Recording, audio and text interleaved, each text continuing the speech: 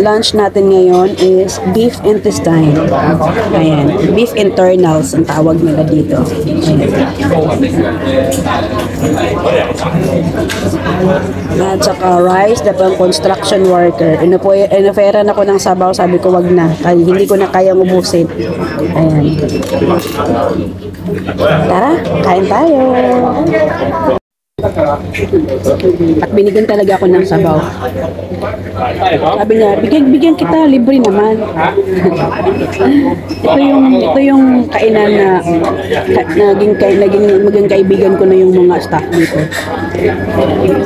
Kahit ayaw mo, may mga free na pa namimigay.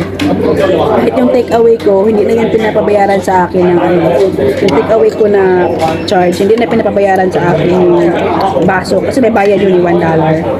Hindi na kami napabayaran sa ako.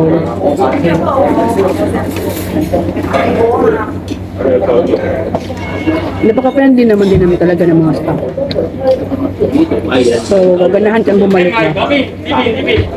Kasi kahit hindi ka nagkakaintindihan, hahanap talaga sila ng paraan para maintindihan mo kung ano yung gusto mong orderin para alam mo ba.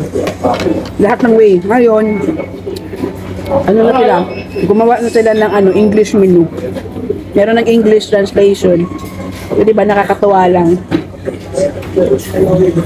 Kayo, kumakain din ba kayo ng ng beef intestine? Tulad nito. Dali. Beef yan. Yan yung beef.